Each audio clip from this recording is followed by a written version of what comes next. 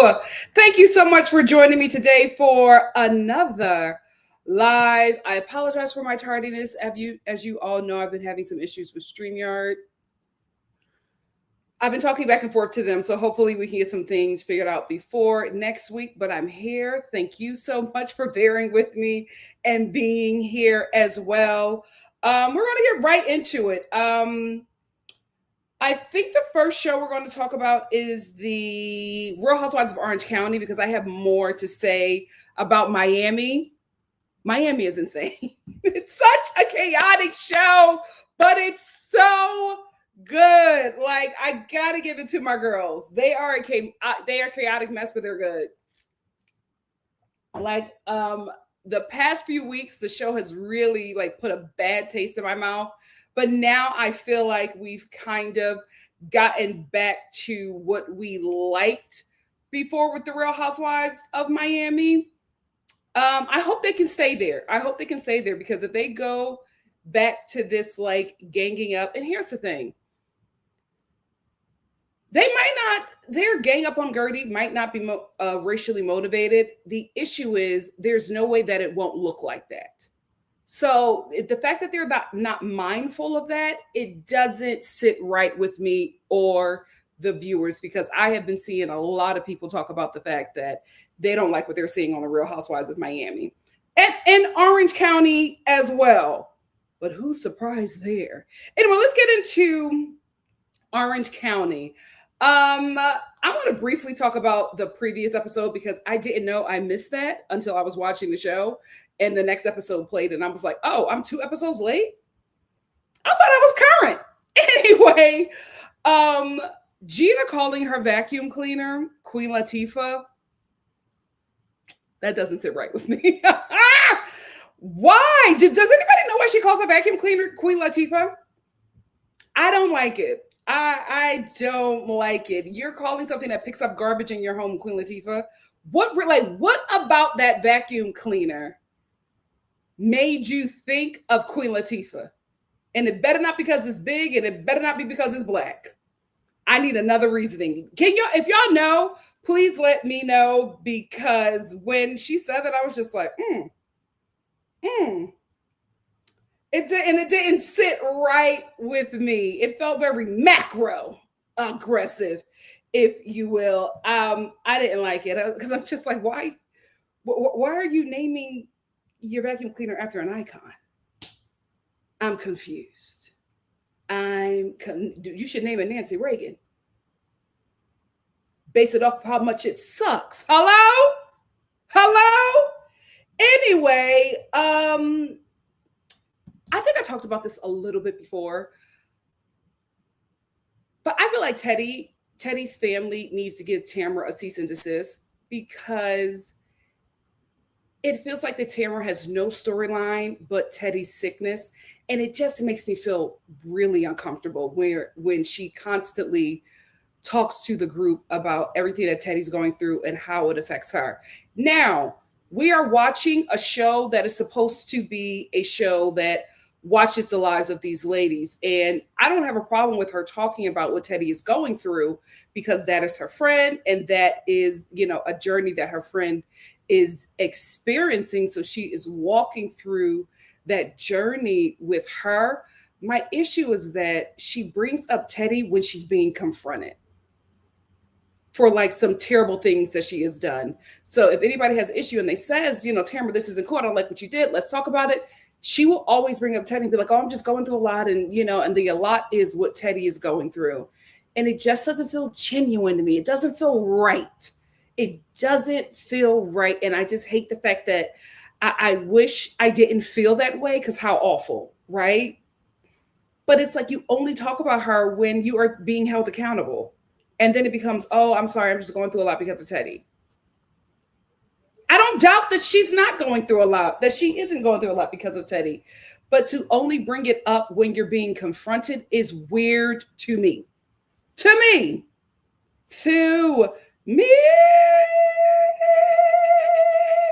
You know what? This show constantly keeps on trying to cancel Ryan.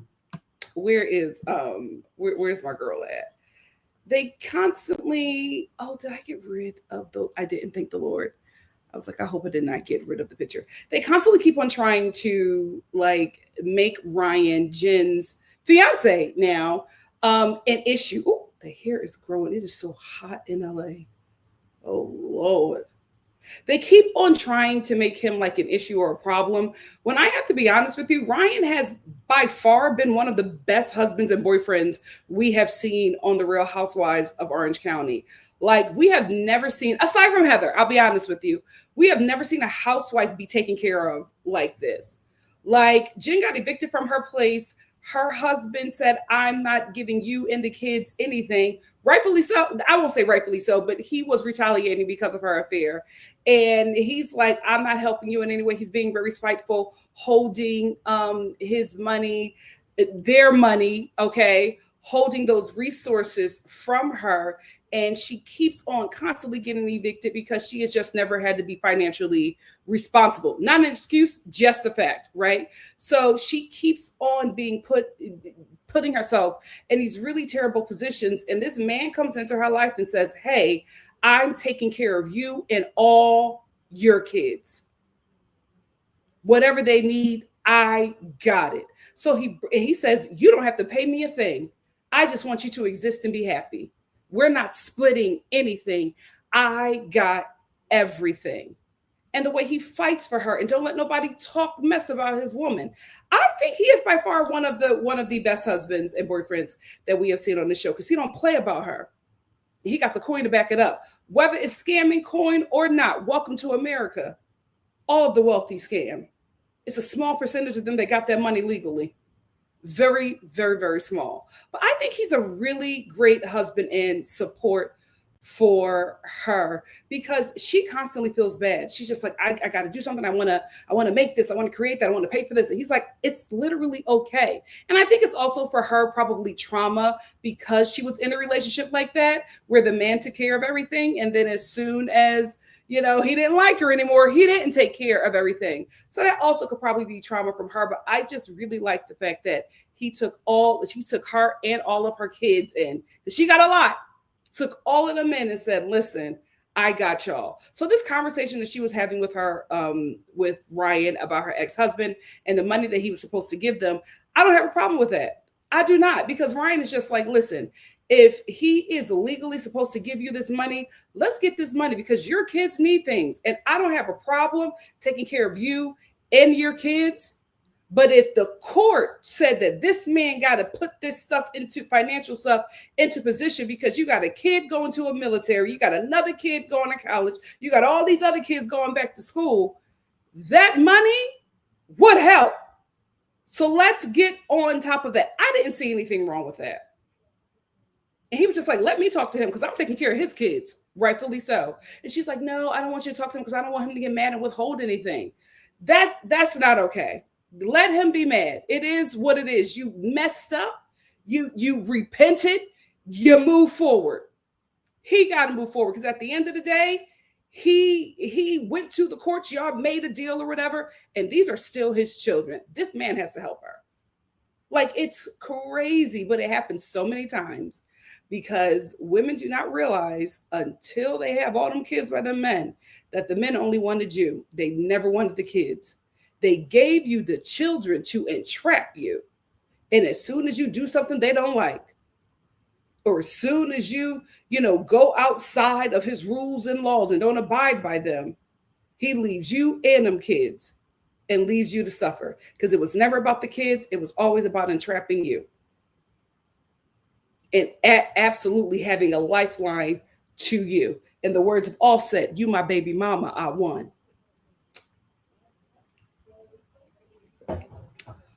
So anyway, I said that to say, I don't have a problem with Ryan saying, I need to talk to your husband about the money that he said that he was going to give your kids. He's not even saying, I want to talk to your husband about the money for me, to pay me back from everything that I've been paying. He's just like, he said he was going to pay these things for these kids. Is it happening or not? If it's not, let me do my thing. And he can't say nothing to me, because I'm taking care of his children. I'm with Ryan.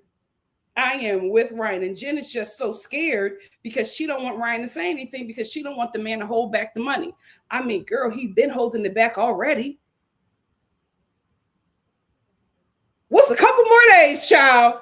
What's a couple more days? Also, in this in the last episode, the episode before this one, Gina, I keep on saying this to her because she's not making it better. And the thing about Gina is she's a good time on the show at times, but she's often a hypocrite. Because when Gina was going through it with her ex-husband, before she met Travis, she was having issues because his new girlfriend was talking about her. And she had a problem with her getting involved in their relationship or talking to the press about what they were enduring. And she had a huge issue. And she even sat down with her ex and said, listen, this is causing a problem between us because she needs to shut up. She keeps on talking and it creates issues as we're trying to move forward. And they agree to not talk about each other's partner or not have each other's partner, or she was single at the time. So he agreed to like really, take the reins for that so that they can co-parent in a healthy way, right? Here we are with Gina and Travis. Gina constantly talks about Travis's ex, and Travis says that is not helping me.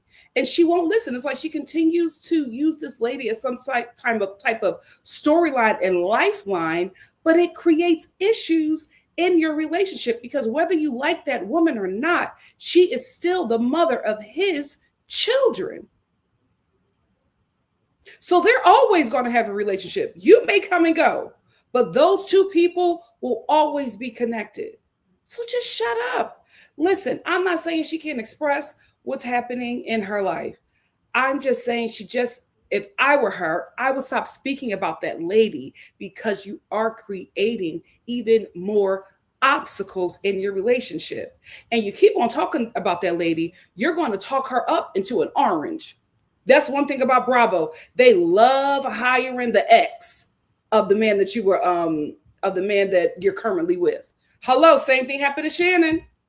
They do not mind getting real messy in your life. So you keep on talking about that lady, keep on making her relevant. Bravo going to reach out and say, hey, do you want an orange?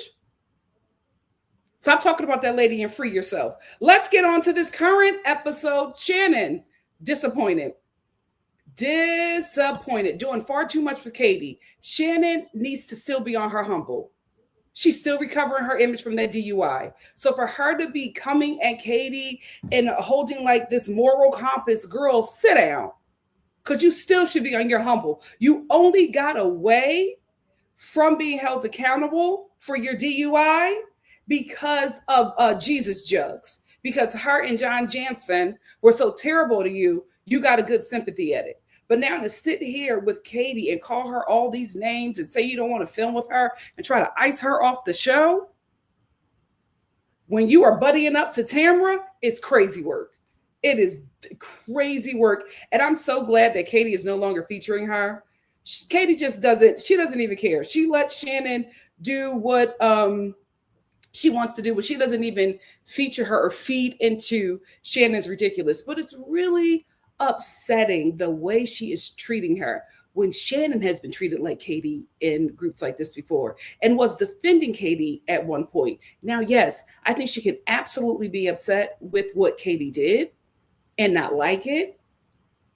But to try to ostracize her on this show, when you completely give Tamra lifeline after lifeline when she has done much worse to you, is crazy to me. It's like even on this episode, she's making up with Shannon. Shannon called her a drunk the entire season she was dealing with her DUI. Every time they were at a group dinner, Shannon left in tears because of what Tamra said about her. To her face, to the other women, and in her confessional. And she stood 10 toes down on her thoughts about her at the reunion. But Katie is the big problem. Katie is the one that you blow up on all the time. But when it comes to Tamra, you just cry and you cry and make up with her. And all of a sudden, she knows how to talk when it's Tamra. Tamra, I didn't like what you did. But Tamra, when it comes to Katie, she's screaming and raging. Why is that, Shannon? Quickly. Why do you have so much grace for Tamra and none for Katie? What's the difference?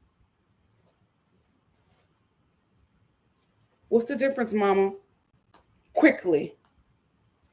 quickly. And I'm really disappointed in Shannon because I've been rocking with her for the past few seasons, but I don't like how she's treating Katie. It's not sitting right with me because the treatment is not equal. It's very weird. It's very, very, very weird. Tamra decides all of a sudden out of nowhere to blame all her actions now on her drinking, which we come to find out that there might be some truth to it.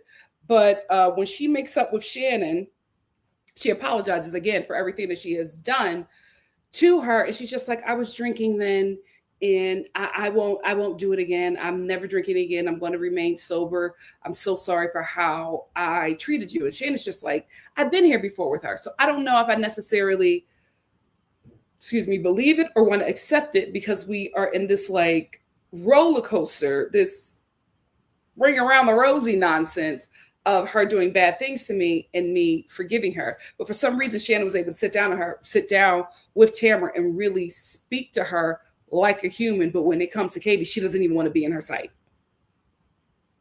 So anyway, Tamra lets her know that she has done all of that because she was drinking.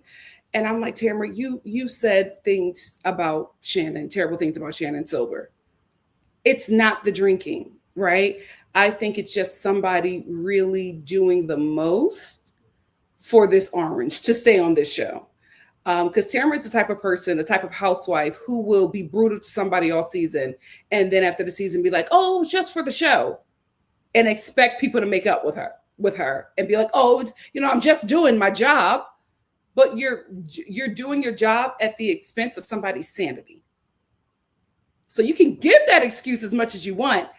It will not necessarily go over well with other people. And I believe that she's using alcoholism now as another scapegoat. I don't think that all of her bad behavior should be blamed on alcohol, because she's been sober a lot of the times when she's made very terrible decisions and said very terrible things about people, especially in her confessionals. You mean to tell me you was lit in them confessionals? She just makes excuse after excuse instead of just being like, you know what? I'm just not a good person to people a lot of the time. Or being like, if I would respect her if she's like, if I don't do this, we won't have a show.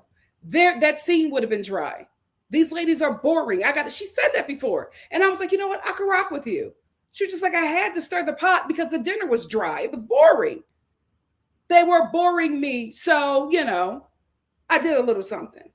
I respect that more than her constantly blaming her poor behavior on the issues that Teddy is dealing with, or alcoholism. It'll always be something. It'll always be Simon. It'll always be somebody else's fault. Now it's Jen. It'll always be somebody else making her treat people terribly. It'll never be her. Oh, girl. Accountability is never in the room with this cast. I hate to compare, but the trips on the Real Housewives of Orange County, because I watched the Real Housewives of Orange County right after I watched the Real Housewives of Miami, and I'm watching them on this New Orleans trip, and I'm like, this trip is so pedestrian. Where is the money? It's so pedestrian, but I will say it was given a bit of camp, so I'll let them have that. But it's like, where was the money on this trip? And maybe I shouldn't have watched it right after Real Housewives of Miami, because their trips always eat, but I was just so disappointed. I was like, okay, I could have done this. You know what I mean? Like, we watch these shows to see, you guys live a lavish life that we can't live. Do these lavish trips that we could never do. I'm not saying that New Orleans ain't lavish. I'm just saying we haven't seen it from this cast on this trip. And that's what we should be seeing. Let's talk about voodoo. When they said that they were going to learn about voodoo, as soon as they walked into that lady shop and I saw a white woman, I said, well, this is going to be interesting. I said, oh, y'all opening up every portal. And that woman don't know how to close them, because she's not supposed to be there. She's setting y'all up for disaster. I will say, when they all went to this voodoo shop, The performance that Gretchen gave, I'm so sick of her and like the Jesus talk because it's not authentic, right? It's like you're super Christian, but you're shacking up with your baby daddy. It's like she has these Christian values for other people. They never apply to her.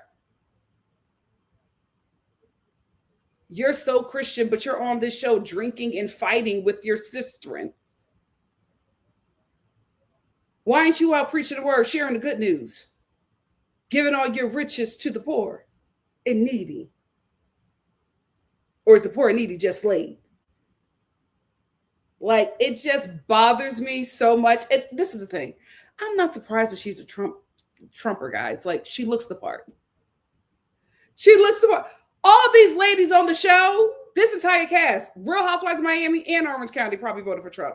I feel like the only liberals on the show are the black ones. In the housewife universe are the black ones. I'm not sure about Gertie and Kiki's vote. I don't, immigrants love conservatism. So I don't know. Even the first gens, I'm not sure. Gertie, I would hope voted for Kamala, but I don't know. Kiki, I don't know. But I'm like, there's this big thing right now where people just like, oh my goodness, Gretchen was wearing a Trump hat, and I would expect her to be. If y'all would have told me that Gretchen was at Kamala Harris's rally, Vice President Kamala Harris's rally, I would have been like, oh, for what? Why is she there? Was she passing by? Like, I would have been shocked. Knowing that she's a huge Trump supporter makes sense. It absolutely makes a hypocritical Christian being a Trump supporter makes sense. Absolutely makes sense. She's like, oh, I don't want no demons, or I don't want none of that stuff around me. You voted for one.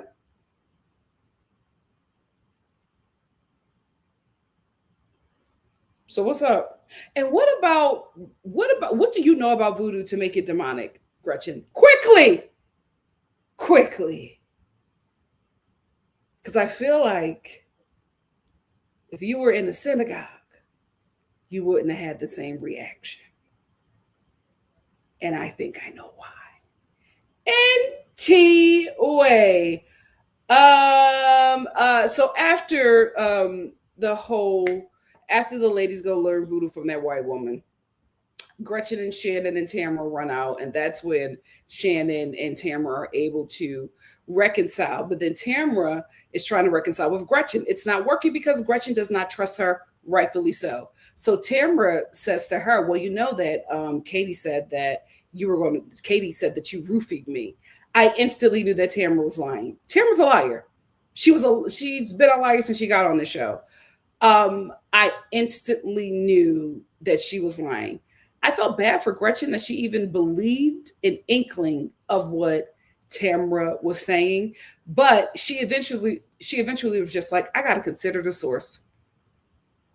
She was like, I know Katie, I have a friendship with her. I know about Tamara and I know what she's capable of. So there's a huge part of me that doesn't believe this. So Tamara goes around telling all the ladies, because she's already told Heather, but she's telling all the ladies what Katie said. And so she's building up her team because she's planning on going after Katie at the dinner. And the only reason why I feel like she's going after Katie is because right now, Katie, Gretchen, and Jen have a really strong alliance, right? And she wants to break that up because she wants to take power from Jen, who she's currently beefing with. So anyway, they all go to dinner after Tamara tells everyone that Katie said that, Katie told her that Gretchen said that she roofied her. And even before that, Katie sat down with Gretchen. She went to her room and Gretchen was just so messed up. And Katie was just like, I didn't say that. And I believe Katie. I know Katie got a little lying problem like Tamara, but I believed her. That was a tactic that we've seen from Tamara time after time after time after time. So Katie's just like, I never said that.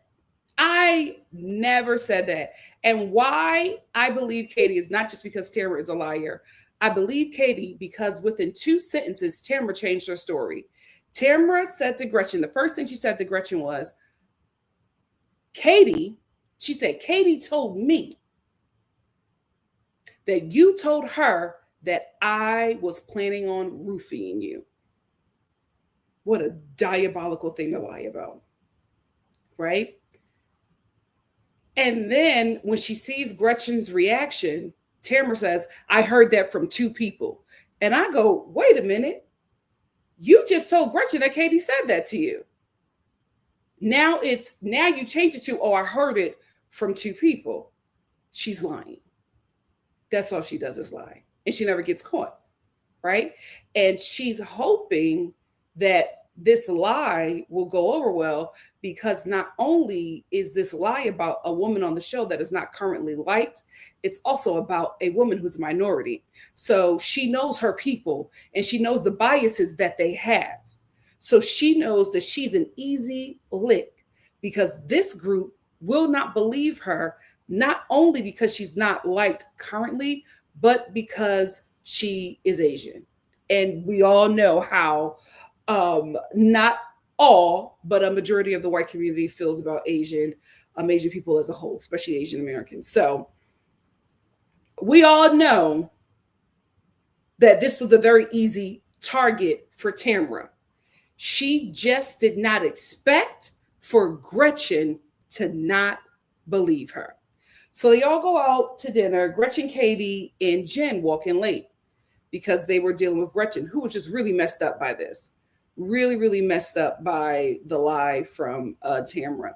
And also Tamara lied about that entire story, because she says in her confessional, 17 years ago, as a joke, me and Vicky said that, we were going to get Gretchen drunk because Gretchen is a drunk, and she would come on camera and she, would be very buttoned up. But when we would see her in the streets, she would be very drunk. So I just made up this joke to expose her, just to get people to see that this is what she's really like. And Tamara, that's not what happened. You and Vicky were very jealous of Gretchen because not only was she younger and tighter, she was with a man that was wealthier than everybody. And you were intimidated by that. You did not like her, no matter how much she tried to get you guys to like her. You guys did not like her. And y'all tried everything. And you conveniently left out the part where you told your son to do what? There we go. You should have never retold that story. You should have never retold that story, because the North remembers. And you did not look good in that situation. So anyway, they go out to dinner. Katie, Jen, and Jen, who don't believe anything Tamara said. Jen was like, that didn't happen. And she wasn't even there, right? So she don't believe nothing from Tamara. They all go out to dinner, and Tamara is trying to get it started because she walks in with the ladies before Jen, Katie, and Gretchen got to dinner. She's walking in like, are you guys okay with me saying anything? Are you guys okay? So she's ready to have her moment because she's ready to go after Katie. She's not realizing that people are starting to not believe her. Gina, her confessional, was just like, this is from Tamara. Like, everybody at this point is clocking that Tamara's a liar, right? So she don't realize she don't have support. So Tamara pulls Gretchen aside, and she's like, listen, can we just talk real quick? And as they're talking, Tamara basically pulled Gretchen aside because she wanted to have the conversation with her before she went after Katie, because she wanted to make sure that Gretchen was on her side. And when she found out that Gretchen didn't believe her, she got really upset, ran to the dinner table and told the ladies, oh, Gretchen doesn't believe me. She thinks that I'm lying about Katie. So it becomes like this big thing. Shannon jumps in and she's like, are you serious? Because she got this vendetta against Katie and not her so-called best friend who called her a drunk the entire season and was siding with Jesus Jugs who sued her. Shannon forgot all about that and was riding with Tamara. Katie is just like, I didn't say it. I keep on telling y'all that I did not say it. And so then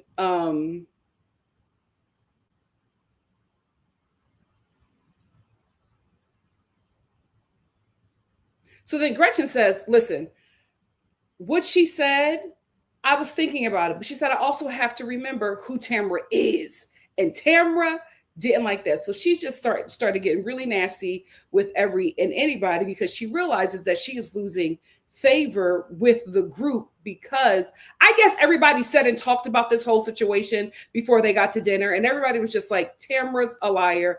And although they're not really that cool with Katie, they know who Tamra is. And a lot of people, I guess, are just not believing her. So Tamra is now, just being very nasty to everybody at the table. And Jen flips the script on her. Jen goes, well, listen, since we're holding Katie accountable about things, let's hold you accountable. I want to see the picture that you've been showing everybody about how fat I was. And then Tamra's just like, oh, no, it wasn't like, I was just upset. And now she don't want the heat because she was ready to go after Katie. Now the heat can turn back on her. And Tamra's just like, oh, well, no, that wasn't. Oh, Jen, come on. Now she's trying to move forward with Jen. But Jen's not letting up. Jen is just like, no, I want to see it. I want to see the picture because you're going around telling everybody that I'm a single white female and all these lies about me. Let's talk about the picture. Tamra don't want to talk about the picture because she wants to stay on target with Katie. But Jen said, not today. I know who you are, and I'm not going to let you slip by with this one. Then it got real awkward for a second because Jen was like, what's the problem? Tamra was mute. Then Emily jumped in, and Emily was just like, there seems to constantly be an issue here, so let's try to resolve it. But they really could not resolve it because it did seem like something was happening with Tamra. Because Tamra said that she was going to be sober, she wasn't going to drink again. She had a little drink, a gallon of a little drink before she even got to the dinner table. So she just starts cussing out everybody, even Heather, who's been on her side from day one. She starts cussing out. She's cussing out Katie. Then she's cussing out Gretchen. And then Gina's just like, hold up. This is my dinner. I set this all up. You're going to get yourself together and talk to people with respect. Like the way you were talking to everybody is not okay. There's a problem. And Heather agrees. And I think with Gina saying something, then Emily jumping in, then Heather agreeing, Heather and Gretchen not believing her, and Katie standing firm in the fact that she didn't say those things, I think Tamra realized she was losing favor with the group. And so she just rages, right? And she pulls back, and like you could see like something was happening. I didn't think that it was so severe because then Gina says, oh, you really need to calm down because you're obviously sloshed. Tamra didn't like that. And then Gina goes, yeah, you tell that something's going on with her to Shannon. She's like, you tell us something's going on with her. She probably had a drink and took a Xanax. Shannon was like, ugh. And Shannon's reaction let me know that is probably exactly what happened because Shannon was turned this way to Gina. And when Gina said it, Shannon like darted her eyes to the camera.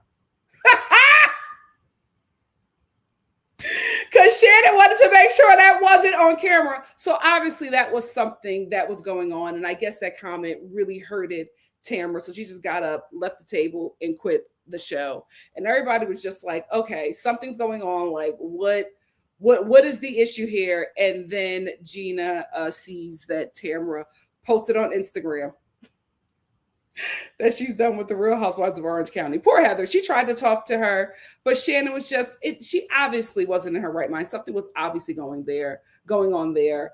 And it's unfortunate, right? It's unfortunate that she's going through this stuff with her friend, but she's a grown, I think a woman in her 60s at this point.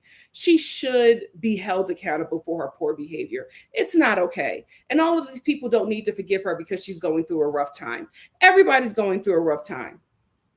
She doesn't care when everybody's going through a rough time. She's still brutal with these people, and she's expecting to get some kind of respect and preferential treatment when she does not do that to anybody else.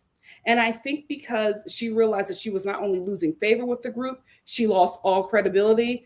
And I don't think she wanted to stay there because if she stayed there, she had to face the fact that she lied.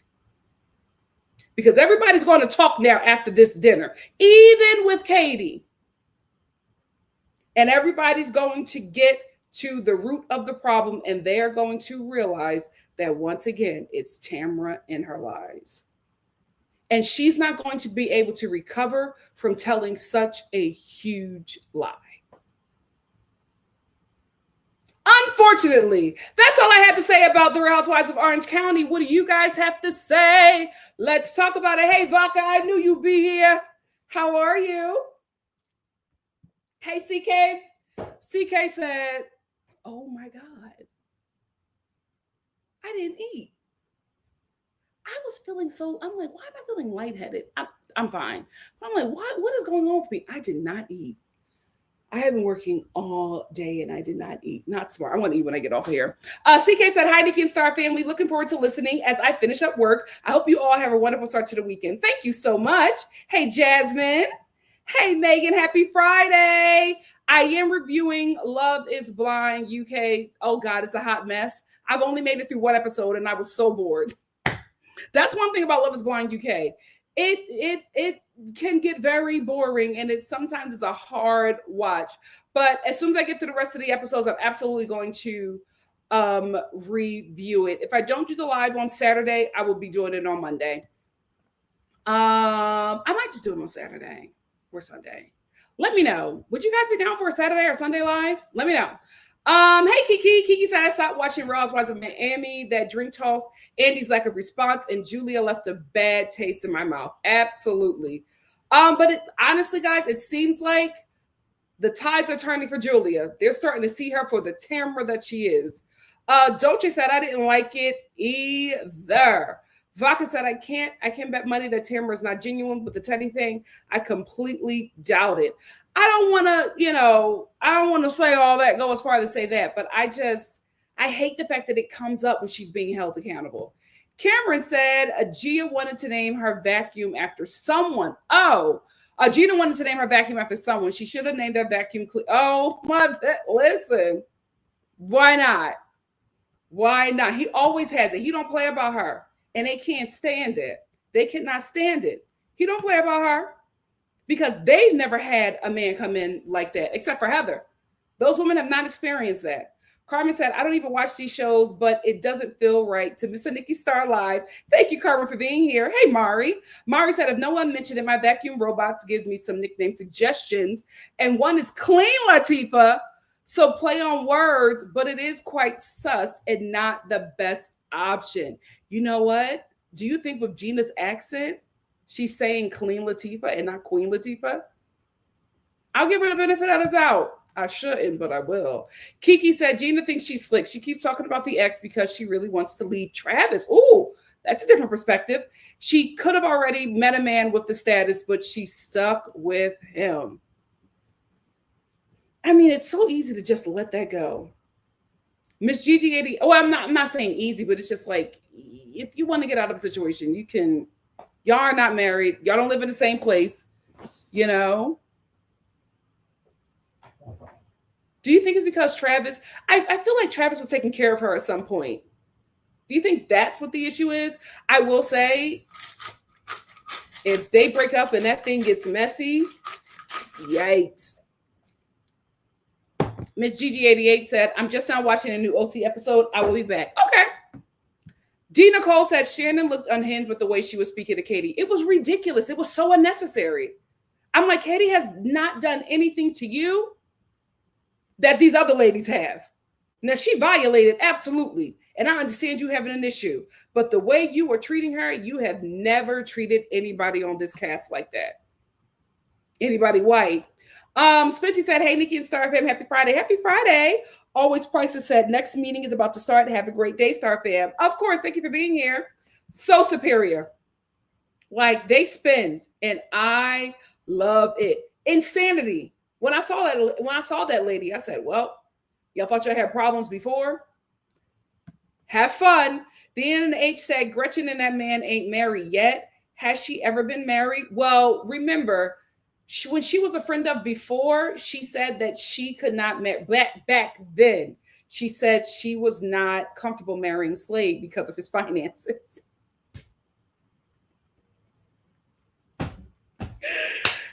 But she had a baby with him. This was before she got pregnant by him.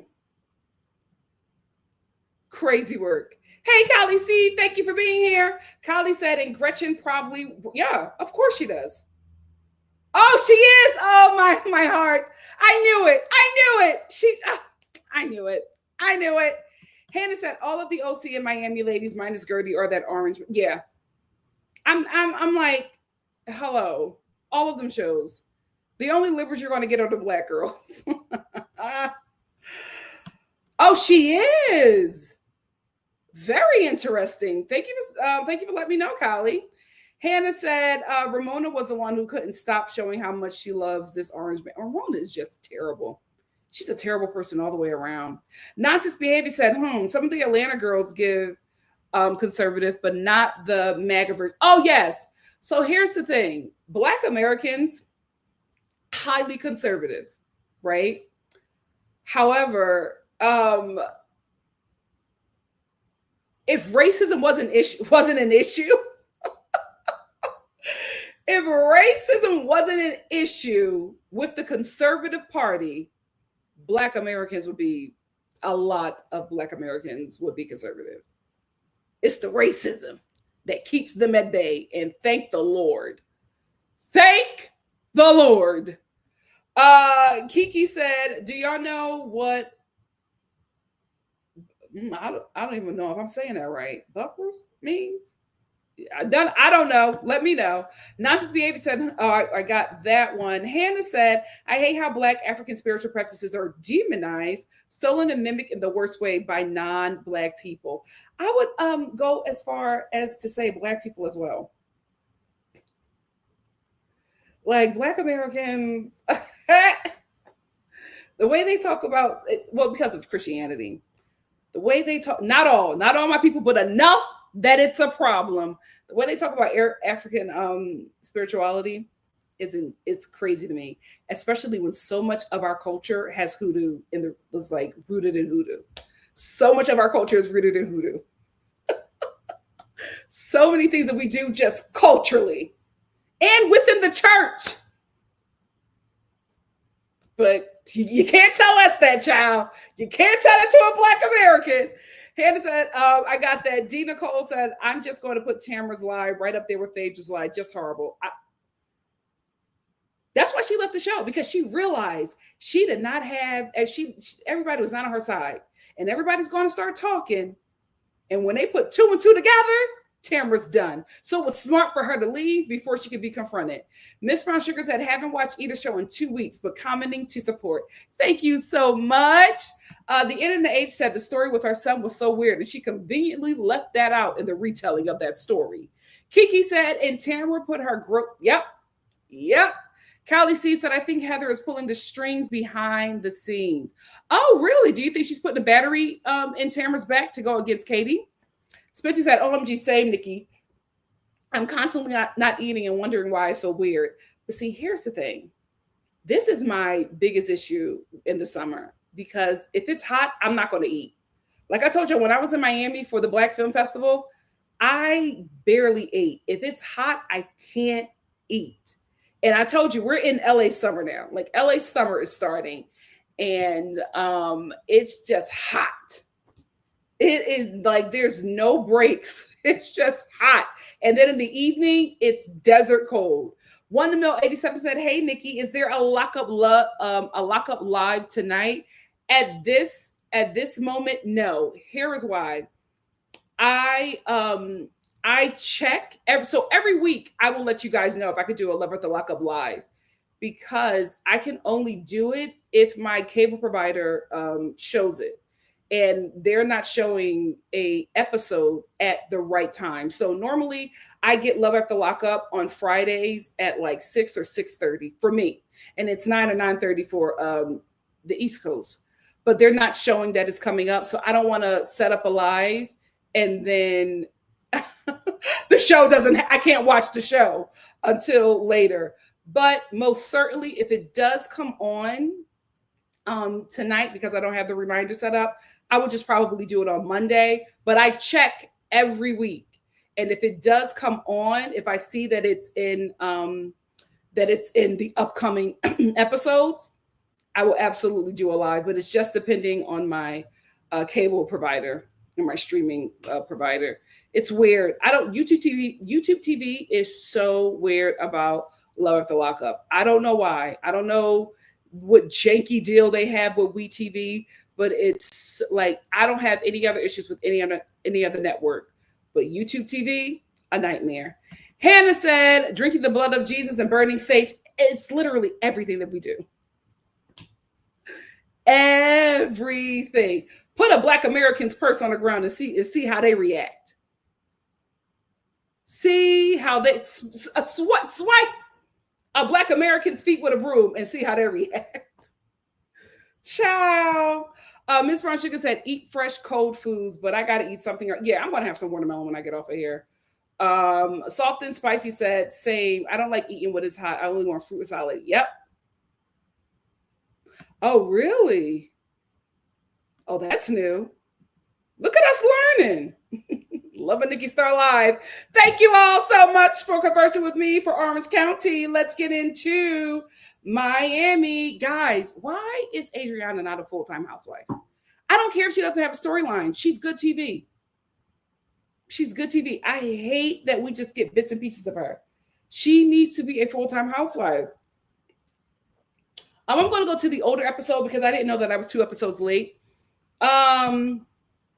Real quickly, I absolutely love that moment with Gertie and Dr. Jackie. I loved it. It was just so sweet. And I felt so bad for Gertie because Gertie was just like, I don't have nobody. You know, these women, like, they never took my cancer journey seriously. So to just be, you know, just for her to be affirmed from Dr. Jackie meant so much. They both started crying to each other because they're both cancer survivors. It's a really big deal that they're still here. And to just be in a community of women who don't care about that and treat you still so poorly, it takes a toll. So I love that those two were connecting in that way. And I also love how Gertie has so many relationships with Black women across the diaspora. I love that about her. I love that about Gertie. She's becoming one of my faves on this show. I like this side of her, and I hate that we're getting this side because she's fighting with women who she thought was her friend. And at the end of the day, she's learning that friend or not, when it comes to, they will always be race loyal, no matter how much they love you. Shocker. But I really do love that. I want those boys out of Julia's home immediately. I don't like it. It makes me feel so uncomfortable. One, the way she treated Gertie, I was just like, if that is how you deal with the Black person that you disagree with, I can only imagine how you're going to deal with the Black person that you disagree with that's in a male's body. I'm concerned. And then we find out in this episode that Julia's kids, her birth children, are not happy with the fact that she adopted 2 children. She said, well, they didn't know. I didn't tell them. And I'm like, why didn't you tell? What is going on? It's very weird. This whole adoption story is very, very weird. Martina does not seem like she wanted to have kids at this age. I feel like she was just doing it to appease Julia. And I felt like Julia was just doing it because she's an empty nester. And that is not why you become a parent. Or that's not why you adopt children. Like, you adopt children because you want to give them a healthy and safe home. These are not your pets that can speak your language. Like, these are human beings. And I'm really concerned for those boys, especially Rena and Martina.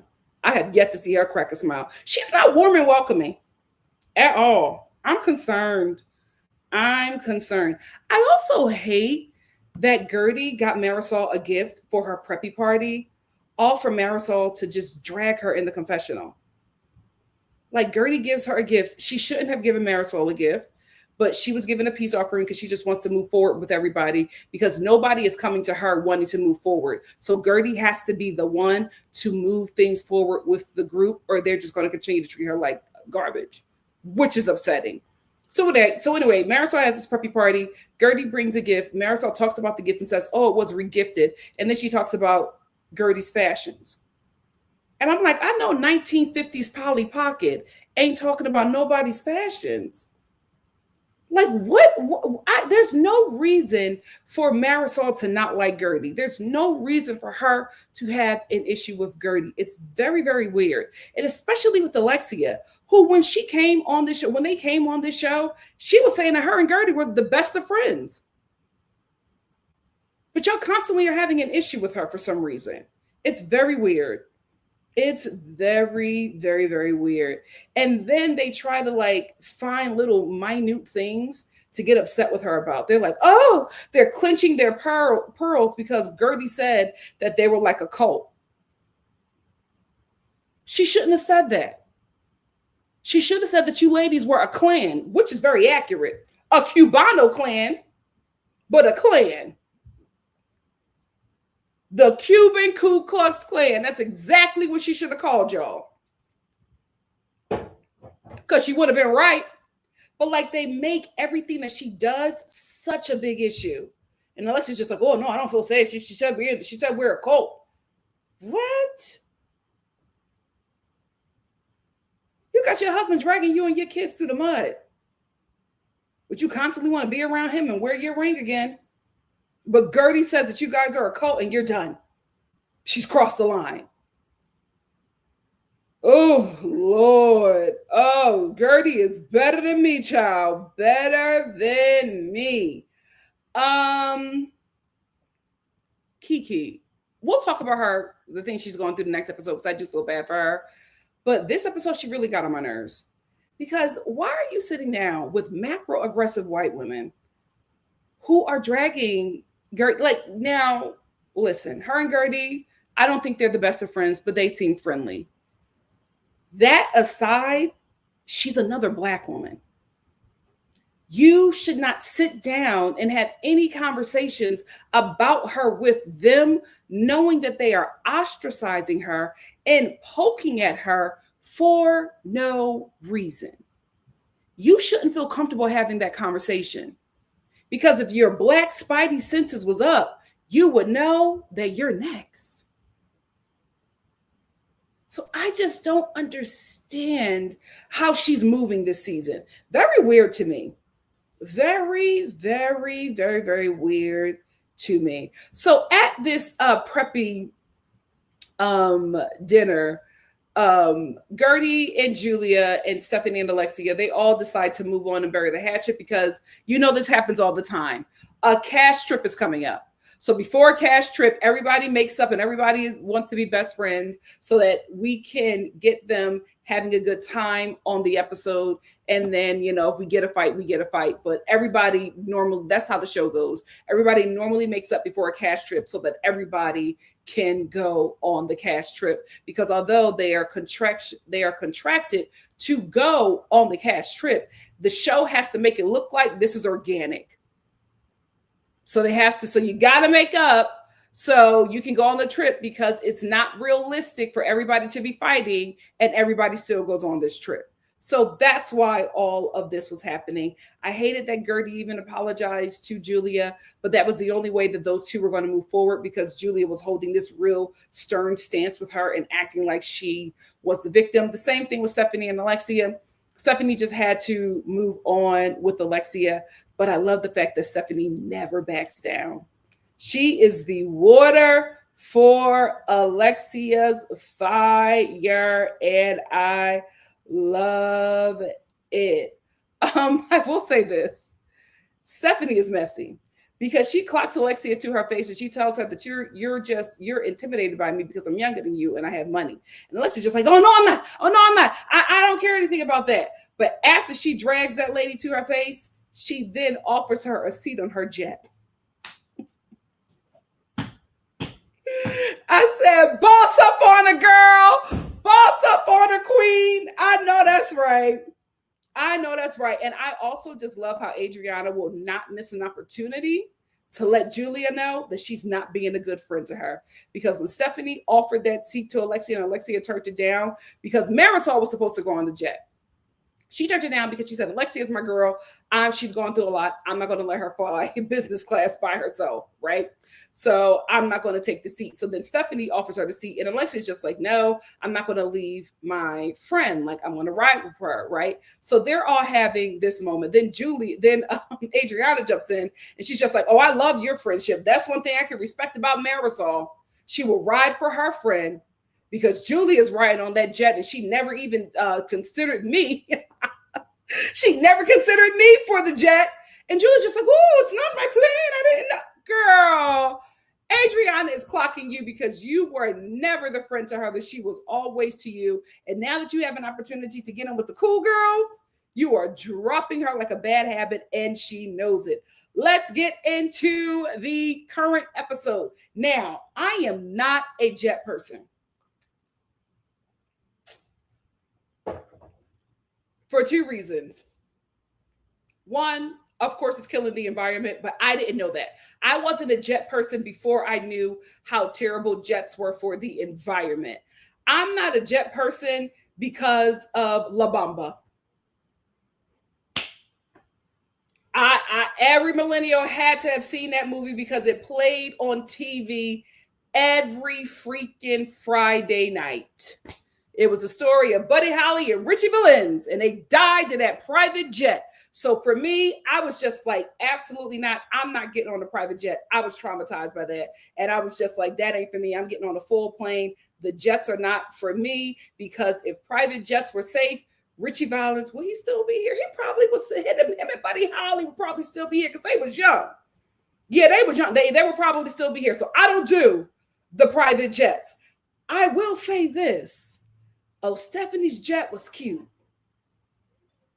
Stephanie's jet was cute. And they had a little good time on that jet. They were eating their little tea sandwiches. They were doing their red light mass, drinking their wine, dancing, getting in their jammies and their slippers. I will say, it was cute. It was cute, Stephanie. You made me a believer. Still not getting on one. Lambada. Richie Valens will still be here. It's not for me. It's not for me. But Stephanie, that jet was convincing. That jet was convincing. I will say again, we talked about this with Real Housewives of Orange County. I love that these ladies take luxury trips. Like, I feel like Beverly Hills and Miami take the trips that we're expecting on this show. This whole trip was just so luxurious. And I'm glad so the business class ladies met up with the jet ladies, and the business class ladies were feeling some sort of way because they had to fly business class. This is what I want on this show. This is what I want on this show. You're flying business class and you feel like that's poverty. That's what I want. That you got so much money, business class is poverty. That's what this show was supposed to be. Right? So they're feeling impoverished because they had to fly business class. And so they're a little tense because the jet girls are having a little good time. So as soon as Julia greets Alexia, now y'all know me and the Cubano trap queen, she ain't never been my favorite, right? I will say this, I was on her side with this because Julia walks up to her and said, who, we were talking about you. And she's like, I don't give an F if y'all was talking about me. She cussed Julia out, and she should have. Because why would you do that? First of all, this trip is for her. She's going through a lot of stuff. As soon as she's already feeling some sort of way because she had to buy business class when she wanted to be on the jet. She's already feeling a little something. You run up to her and tell her that while y'all all were on the private jet luxuriating, y'all were talking about her. Why would you do that? There's just like no common sense there. So she cussed Julia out, rightfully so. And you know what Adriana was doing watching her get cussed out? Adriana loved every moment because Adriana's just like, she looks like a lapdog. Like Julia looks like a flunky for the cool girl. She's trying to get in with the cool girl. So she's like running back and forth and, telling them everything so that she can get some cool girl points. It's weird. At your big age, it's so weird for you to be moving like you are a freshman in high school trying to get the attention and affirmation from the seniors. It's weird. So anyway, Stephanie finds out that Julia told, and she got really upset. She was just like, I had a private conversation. I was going to talk to her. We all talked about how I was going to talk to her. You did not need to take that bone back to Alexia and create some problems when I told you I'm already trying to repair the relationship. And Julie's just sitting there acting like, oh, no, it wasn't that big of a deal. You were being messy and you got caught. You brought back a bone and it did not land the way you wanted it to land. And Stephanie and Alexia rightfully cussed her out because she should not have did that. She's moving so weird. And I'm glad that her and Gertie have made up, because everybody can finally see what Gertie been telling them Julia was. Everybody can finally see. So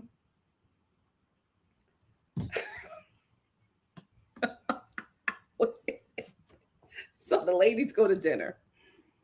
Soon as they enter the restaurant, this guy is just wailing. Listen, not my culture, not for me to judge. Go off, King. But he's wailing, right? And as they sit down, Marisol is just like, Alexia is going through so much, so I got the flamenco singer. I got him to serenade her. Let me tell you something. I was just like Larsa. I think it was Larsa and Lisa. No, who was it? Lisa. We'll get into Lisa. It was Larsa and Stephanie. I was like them because I did not want to be. Listen, it's not my culture, and I don't want to be disrespectful. But he was just like screaming, and I get that this is like the flamenco thing, but I'm like, they're at dinner. I don't know. Is that normal? They're like at dinner, and Marisol is just like, I got this for my friend because I know that she's going through so much. And he like goes to her and he says he's going to sing her this song to her from his heart. And he is like screaming at the table. And like as soon as he started, Larsa was like, oh, like she was a little caught off guard. Like, what is this? It was just so loud and aggressive. Like nobody at the table knew what to do. And then you cut to Alexia and Marisol, who are crying. This is what I want from the Real Housewives of Miami. Let's stay right here. Y'all can't get into them racist water. Y'all don't have the currency for that. Stay out of there. Stay out of there. But that scene had me on the floor. It reminded me of Love Island when Huda and Chris were breaking up and that singer came out. Oh, Lord. So speaking of Lisa, she finally makes it a day late. Here's the thing. As somebody who I am actively working on my lateness, because I do be late to stuff, right? One thing I have never been late to, a job. Lisa, say whatever you want. You were handling, issues or whatever you want. You are constantly late to work. That's a problem because you're an ensemble cast. So yes, the ladies get annoyed when you're late because stuff is held up for you because they are not your backup dancers. It's an ensemble. You all have to be there so you can film. So the reason why they're allowing the ladies to attack you because production has been talking about your tardiness and how much of an issue it is. Because you make problems for production when you show up late. So they're allowing the cast to bully you so you can show up to work on time. But Lisa arrived late, 24 hours later, and she's refreshed. She's just arrived. She's finally here. And she doesn't realize everybody is not on her team. She is so over it. But anyway, back to the dinner. Alexia and Stephanie get into it again because Stephanie's just like, you are intimidated by me. I am not backing down to you, and you don't like that. They go back and forth, and then they finally make up, and Alexia is just like, oh, we're going to be great friends. What? How did y'all get there? You didn't like, I don't understand. I do not understand how you are going to be such great friends when you two are just like at each other's neck. Y'all not even friends. Let's get to the friendship before being great friends, because here's the thing. Although Alexia, yes, is intimidated and does not like the fact that somebody is younger and has more money than her, she knows how good it will be for her to befriend Stephanie. Lisa said it out loud. That's why Stephanie got a problem. Because Lisa said, oh, I like having friends who have money because they got yachts and jets and I could benefit from that. Everybody in that group was thinking that. They were smart enough to not say it. And Alexia is absolutely thinking that. Yes, she's jealous of this young girl, but she knows being friends with that young girl with all that money, she can have access to those things as well. So she absolutely is trying to be, will do her best to become Stephanie's bestie. But Stephanie clocked her and Stephanie sees her, and I think she will be fine. So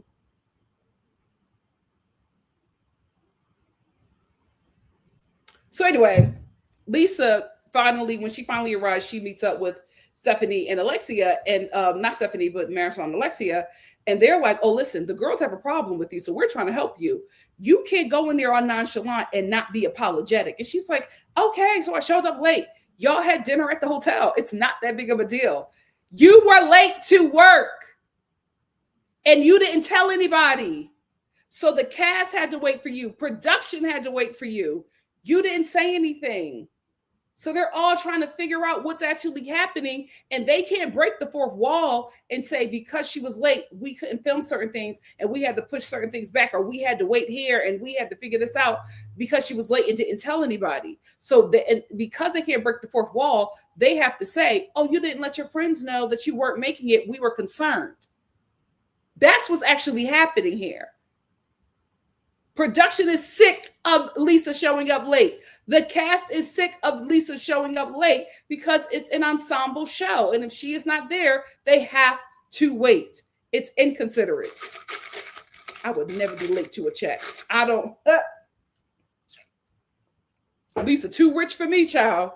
Too rich for me. Let's get to Kiki. So Kiki has not been my fave this season. And she's been my fave other seasons, but this season, I wish she had Gertie's back a bit more. Kiki was obviously very different on this episode. Everybody's just like, so what's going on? Like something is happening. And she was out to dinner with Alexia, Julia, Kiki. Who else was it? Another person. I don't think it was Marisol, because Marisol was with the other girls. But Kiki just wasn't herself. And Alexia's just like, girl, what's going on? Like, what is happening? And Kiki was just like, I don't want to talk about it because I don't want to cry. Gertie, she was with Gertie.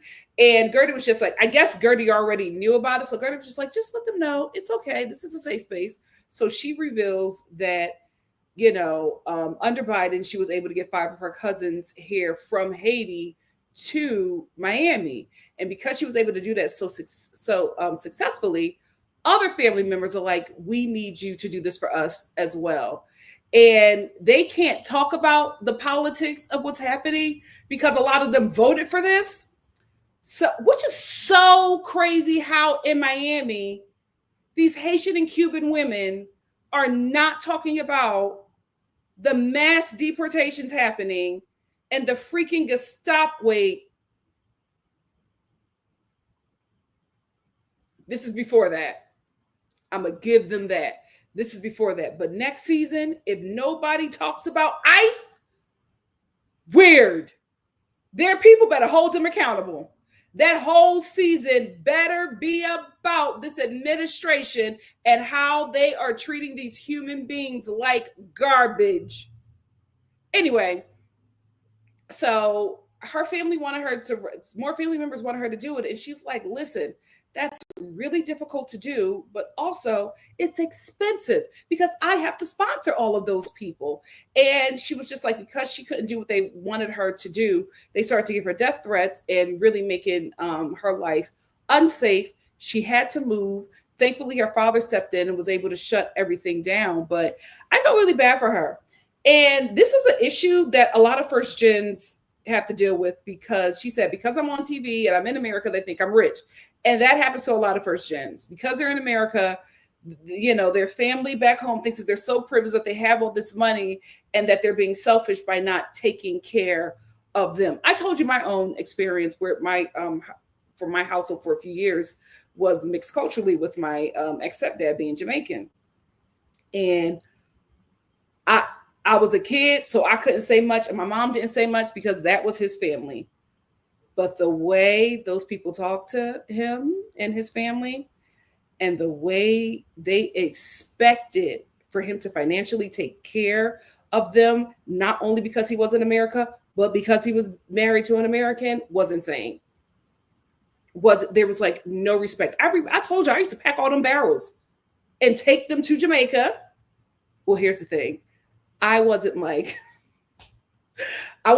going to Jamaica to like, give people barrels. But I would go, like me and my sister would go to Jamaica as like a fun little vacation, but also because it was just easier for what do you call it? Yeah, right? For first gens. It was easier for first gens to go through customs with an American. So they were using us as like the easy pass through customs. So they were always like inviting us on this like free Jamaica trip. But it was really because it was just easier to get through customs and just like really navigate travel with Americans. We didn't know that till later. But anyway, I remember packing them barrels, right? And I remember it was like such a culture shock because we went to somebody's house and we moved all the barrels into their backyard. And like by the time we arrived, there was like a line of people. And I was like, is this your family? Because I'm like a curious kid. I'm like, all these people are your family. But it's not just that. It's family. It's friends. It's like everybody. She's promised these people. They promised these people back home that they were going to do all these things for them. And I remember like when they opened the barrels and let everybody in, it was just like a snatch and grab. Like everybody was just like getting things. And one thing I will always remember is how people talk to them was insane to me. Like I'll never forget this one lady who I specifically helped packed her barrel because it was for her and her kids. So I was excited to help, I was excited to like shop for like kids stuff. So I remember that. And I was so excited for her to open it because it was something that I did. And I remember she opened it and she looked at the stuff and she was just like, this ain't the color I wanted. She started looking through everything and was like cussing out my ex-stepdad's mom and was just like, this isn't what I asked for. This is not what I told you to get. Mind you, she didn't buy anything. This is that lady's money. But at that time, the American dollar was just far greater than the Jamaican dollar. So it was just like, it wasn't like a big deal. You know what I mean? Because it was just like, it was like the stuff was like designer, you know what I mean? Compared to at that time, what the Jamaican dollar was to the American dollar. But I could not believe how, I gotta be honest with you, how ungrateful so many people were. Because I remember the work that went into them freaking barrels with no money. Some of it was my mama's money.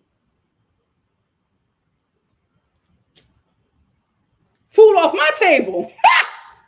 Money that should have went into me, went into them. And they were just so nasty to them. I could not believe it. Everybody, like nobody was thankful. Like it was such a culture shock. So I feel so bad for her because I also like could see how bad they were, how defeated they were because they worked so hard to get these items to these people, all for them to just be like, oh, you could have done better. You're in America. You couldn't have got this. You got all that freedom and all those. Like, I don't know what people outside of America think we're living, how Americans are living, but it's like, it's not what y'all think. I don't know what America is selling y'all, but it's the OK Corral over here. It's a struggle, but I can absolutely relate it with an American lens, right, to what she is going through, because people back home think that she is living this lavish life and not really understanding that, yes, she's American, she's first gen. She still has a hill to climb, greater mountains to climb than Americans. So she got a lot to do. And then for her to climb all of those mountains and then reach back and give what she can to her community, that's a lot. Because one, she doesn't have to do any of that. She doesn't have to help anybody, but I think a lot of first gens feel obligated to do that. And I want to just say, you don't have to. Listen, not my culture, not my business, but you in America now, child. Live your life. Because it'll never be enough. It'll never be enough. What you are doing will never be enough. They will never be satisfied. Live your great American life. And if they want what you have, tell them to do what you did to get here. It's not your responsibility. Again, that's my American opinion. It doesn't matter, but it's not your responsibility. But I do feel so bad for her. And you could tell that it was taking a toll on her because she was silent. You know, Kiki is the fun person of the group. She was silent the whole trip and just breaking down. And the fact that she had to move, child, you don't got to do a damn thing, Kiki. Nothing. Anyway, let me mind my business.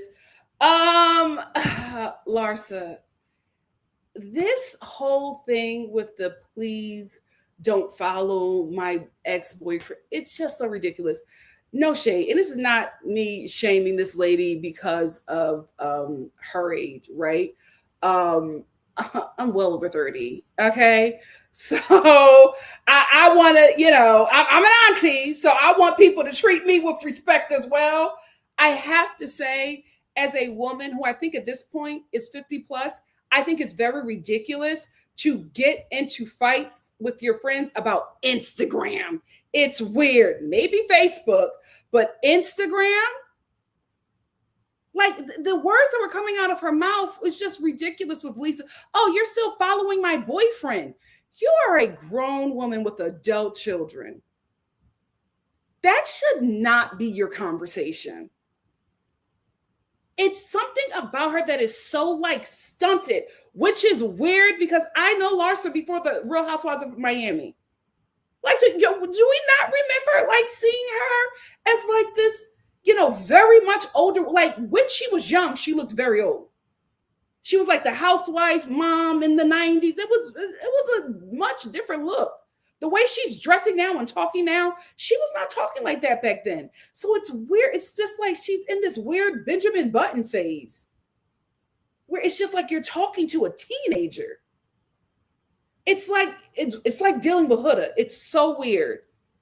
It's so weird. So she has this issue with Lisa and is constantly trying to fight her or constantly trying to get into something with her because she won't unfollow her ex-boyfriend, which wasn't an ex-boyfriend or a client anyway, but she wouldn't unfollow him.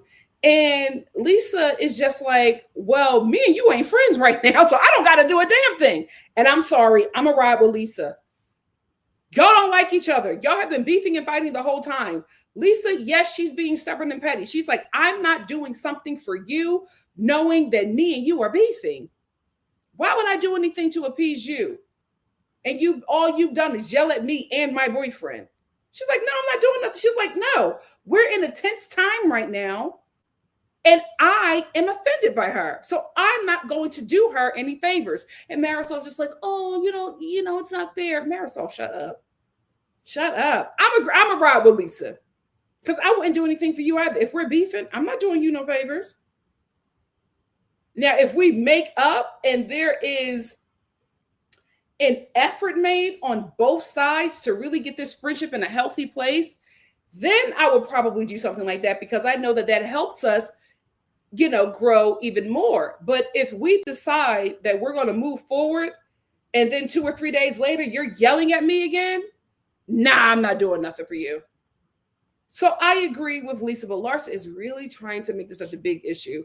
So they all go out to dinner and Larsa is trying to find something with Lisa. Lisa has been paying her no mind. Lisa has been paying her no mind. And before Lisa even gets to the dinner, Larsa is talking about Jody and he sent her these texts. And Lisa comes to the dinner and she's in good spirits. And I guess because Larsa isn't in good spirits because of her issues with Lisa, and because Lisa is just in good spirits, Larsa just decides to really ruin the dinner. She gets up and she leaves. She's just like, no, I don't want to be anywhere around her. And, I'm not going to move forward with her. I'm not going to be in her life. Who cares? What was this whole thing about? All because she didn't unfollow Michael Jordan's son? Like, what are we talking about? It's so ridiculous. It makes no sense. Like, why are you harping on that? And I honestly feel like you are harping on her following your boyfriend because, again, the only relevancy she has is the black men that she's with. So she keeps on making an issue with Lisa about her ex, baby Jordan, because that is her relevancy. So that is her storyline. Her storyline is going to be fighting with Lisa because she hasn't unfollowed her ex-boyfriend. Now, the moment Lisa unfollows her ex-boyfriend, what is Larsa going to have? Exactly, not a damn thing. Not a damn thing. It's not that big of a deal, but she doesn't have anything but this one thing. And she's going to make it a big, she's going to sacrifice her friendship to have a storyline. It's unfortunate. This whole argument or whatever is just so petty. It makes no sense. I will say this though. I cannot believe how much I was agreeing with Alexia this episode. What is going on? Hell must be freezing. Anyway, I agree with Alexia though. Alexia was just like, I don't follow any of my friends, man. None of them. And I agree with her. Like, yeah, I have not I don't follow any of my friends' boyfriends or husbands. For what? I'm not friends with them. I'm friends with her. And if and when she decides that that relationship no longer suits her, I'm going with her. I'm not your friend. I am her friend. I am not your friend. So I don't follow them. It doesn't make sense. And one of my best friends, she has been with her husband. They have been together since we were 14. I don't follow him. Because again, even though I've known him since I was 14, if she decides she don't want to be with that man, I'm going with her. So I agree with Alexia. Like, I'm not, I don't follow them. It doesn't make any sense. Like, men's Instagram is weird anyway and not interesting. Straight men, it's weird and not interesting. Why would you even want to follow them? If I follow a guy, I'm probably lusting after him through pictures. That's the best man you can get. A man through pictures. A man in person, yikes. But that's the only time. And I haven't lusted after a man in a long time. So I'm not following anybody. I'm not following any man. Oh God, am I following any straight men? Am I following any straight guys? Oh, I'm too deep in. Wait, let me look at my follows.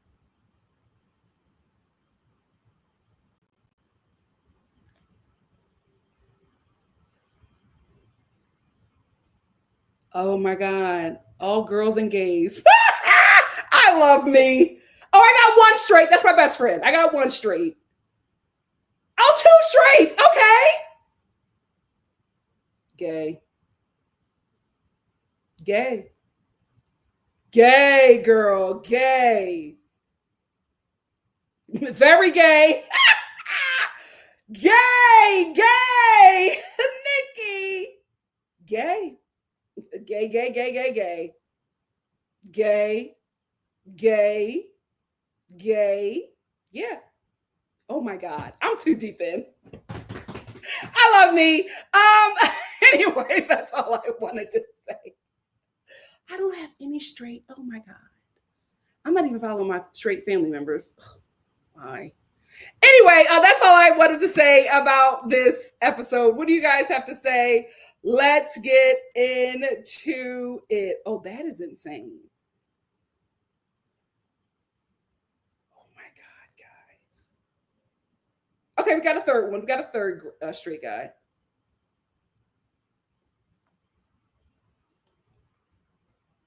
Mm. Oh, we got another one. Okay, we got four.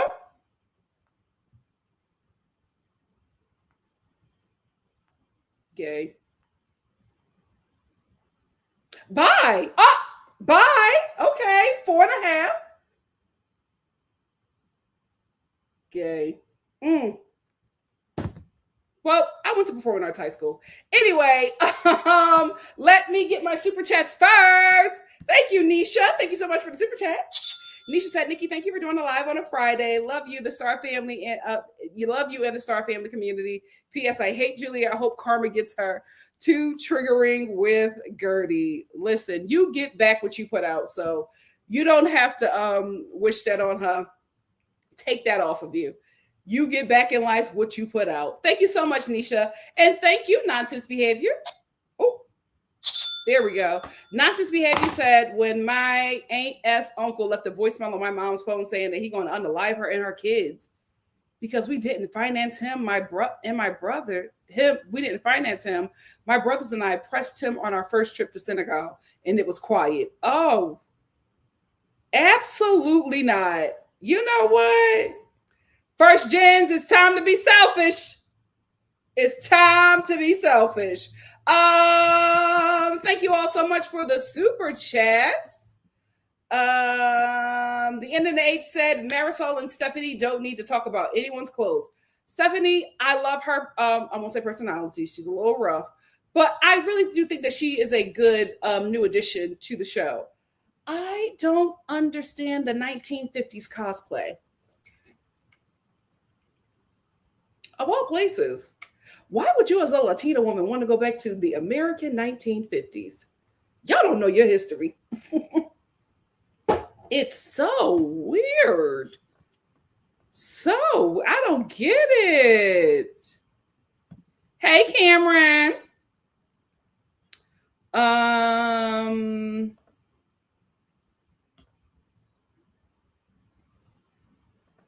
Callie said Gertie and Kiki should have a strong bond, being both are Haitian immigrants. I've always said that. I'm not just Haitian, black women. I don't know. It's very weird to me. Very, very, very weird to me. Kylie Steve also said Gertie is going to have a good second half of the season. I hope so. She deserves. She is amazing. I love her. You know what's so great about her? She's not a cliquish person. She don't do clicks. She does authentic friendships, but she does not do clicks, and she is not going to back down. I tell you all the time, those are the best housewives because them not having any loyalties makes for them those people who don't have like any loyalties, they become the eyes and voice of the audience because they're able to see things clearly and truthfully. So I love Adriana. She's so good on this show. Miss Martinez said, I keep on reading comments from other adoptive parents who are stunned that Julia and Martina were allowed to adopt young kids at their age. It absolutely is. It's not safe. It's not safe. Two adult women who are going to be around those kids do not like their presence, are not happy about them being there. You're putting those children in danger. The N and the H said Marisol and Stephanie don't need to talk about. Oh, we got that. The N and the H said, and Julia had those kids wearing Balenciaga shirts. Girl, what are you doing? Listen, I'm not mad at them black kids being financially spoiled. I'm just like, you're an older woman who's been an empty nester for a long time.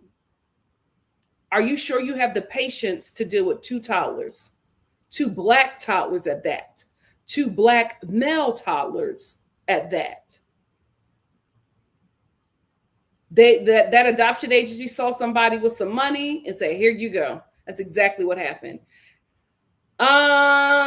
Miss Brown Sugar said, and importantly, signing her daughters up for a lifetime commitment without their consent because these precious babies are now adult. Are now the adult daughters legal? Can in anyone? Oh my gosh, you're right. You are right. They're probably just thinking about their inheritance. They're not thinking about the fact that they will also be inheriting responsibility. But they went to boarding school, so they might send them kids to boarding school till they're 18. D. Nicole said Kiki wants to be full time and will do. Oh, okay, that's a different perspective, and will do what she can. Excuse me, including acting obtuse about stirring the pot between Gertie and the other girls. You are right. K-Euro said Martina is a decrepit mummy. Jesus. All right. They need to give those kids back. My God, today. Yes, Aaliyah. But I immediately go to Lambada. What a heartbreaking movie. I'm telling you, the movies we watched as kids, not without my daughter, Lambada, like, we watched Roots, like, it was cheap, but you know what? It helped. Look at us now. Hannah Violet said the grace Gertie offered to Kiki was touching, but she couldn't give it back to Gertie. Yeah, she's an exceptional human being. I love watching her on the show. Paula Girl said, Lambamba, yo, no soy married. I don't know what you're saying, but I agree. E for Empathy said, I really like Stephanie. She doesn't feel out of place on this cast at all. I love the role she's playing in this dynamic. I know it may change, but she's a good addition. I agree. They didn't tell me either. I don't know what's going on. YouTube and StreamYard really got on my nerves today. Soft and Spicy said, gripping their purses in business class, child. Like, ooh, the ghetto. But that's what I want to see on this show. The show's supposed to be about wealth. Let's do it. Miss Brown Sugar said, this trip being for Alexia is already silly. Saving her for a man she's happily in love with. Yep. Dina Cole said, I love Adriana. She put her foot on whoever neck she feels she needs to feel it. She's a great addition. Paulo Girl said, yes, Nikki. Seville is the Gitano Culture Center. The wailing is based on when they were persecuted. Oh, yes, because you know what? They said the G word to describe them. Isn't that a slur? The Romneys. Like this is their blues. Thank you so much for the cultural education.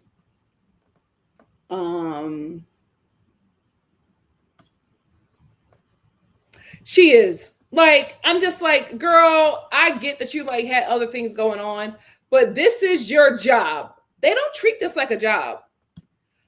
D said, I'm stricter for time, so I would be going in on Lisa every time and it packs me. Yes, because you can't work unless she gets there. Miss GG88 said, I'm sorry, but I watch TV to escape Nikki. We're living in the Twilight Zone. You are right. Hannah said, for Kiki to open up to Julia and Alexia about what her and her people are going through is cringy. Knowing these Latina white adjacent women voted for this demon. Yes, but I also think that this is before the election, that this all was filmed before the election. I'm going to give them grace. But next season, we better be real honest about what's happening. I felt so bad for her. And the fact that she had to move, that's insane. Same. Just heartbreaking. Love Like You Are said, it's crazy the way that Black tech is shown throughout the diaspora. Oh, absolutely. Absolutely. Hannah said that happens also in a lot of African families. The one who did well is expected to help the siblings. Even the lazy ones have access to benefits. You know what? I got to be honest with you. That happens in the African American community as well. Like, if you make it, you're expected to take care of everybody, not this African American household. Like, I got a mom and two sisters. That's it. That's it. And the way they invested in me, whatever they want, they're going to get. Right? Nieces, not nieces, I don't have any nieces, but like cousins, but aunts, no.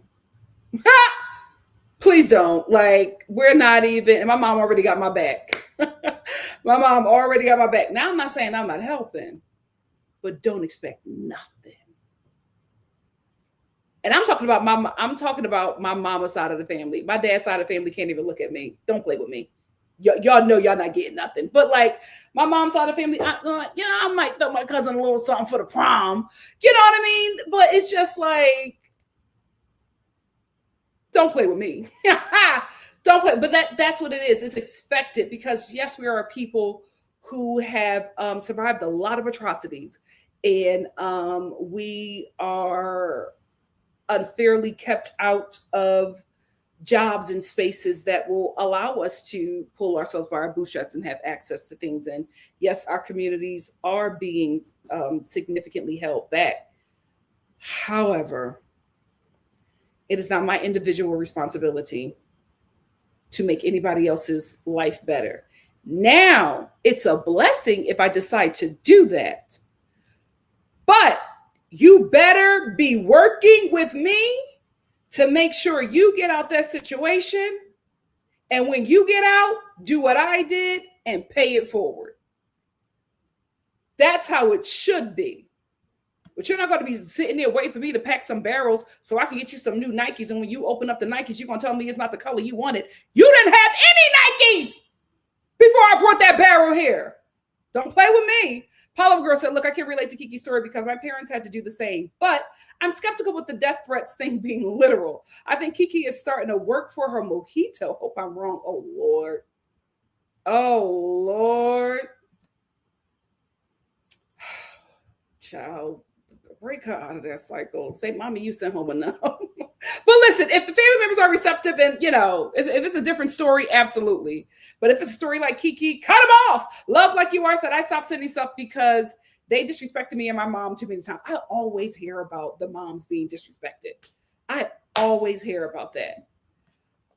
Live your life.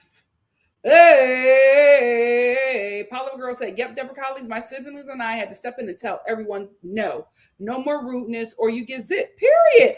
All you're asking for is respect. Respect while you work yourself to the bone to provide for you and them. Like, that's not a lot to ask for, in my opinion. Miss Gigi said that argument about unfollowing Marcus is so silly to me. Ridiculous. It absolutely is. It absolutely is. Like, what?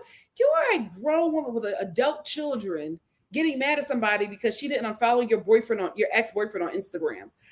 This is a conversation for a 21-year-old. Kylie C said the pressure on immigrants to support their families back home is significant. The pressure immigrants have to support their families back home is a lot. And I hope that people are not, especially right now what's going on in America, I hope the people back home are not expecting anything from their family here in America. I hope y'all know that this is probably not the best time to ask for anything. She does. It's so weird. And it's weird because we knew Larsa before this image. It's so weird. Yeah, that's exactly what happened. And also, she found that it was an easy lick. Those basketball players, those black basketball players with low racial self-esteem and all that money, easy licks. So she became the blow-up doll that they wanted. Hannah said, it's the Kardashians' influence, trying so hard to look and sound like them when they want to be black. It's weird. Weird. Deborah said, maybe Larsa is acting that way to make herself to seem more youthful. Oh, it absolutely is. She's absolutely doing all that to seem youthful, but it just looks and sounds ridiculous. D. Nicole said, it was funny when Lisa told Larsa that she is the real, Lisa clapped back with that one. She said, you're the real groupie. You date basketball players and rappers. Who's the clout chaser? You want to be a Kardashian. That was a nasty read. And that's going to come up at the reunion. Ciao. Poliver said, Larsa girl, you dated the sugar book. Okay. So Steph said Brooke Ashley had a talk with Alexia at a party the other day. She was doing a lot of damage control and admitted the group has. Ooh! I know that's right. Thank you, Brooke Ashley, for getting the tea. Deborah said, I don't follow any straight men either. I tried hot actors, but they were posting. Men's Instagrams are terrible. And their TikToks, especially if they're straight, they're not funny. They're not funny. It's terrible. It's terrible. Like, I have one guy, I don't follow him, but he's fine. So I just, check in on him every now and again, but I don't follow him. He will never get a follow from me. But I'll look at a story or two. I'll look at a story or two.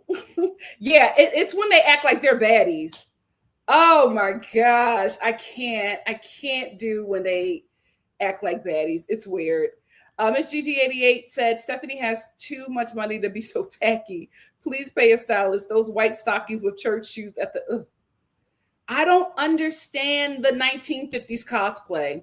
Kylie said, Stephanie is emulating those rich old white ladies. Oh my God.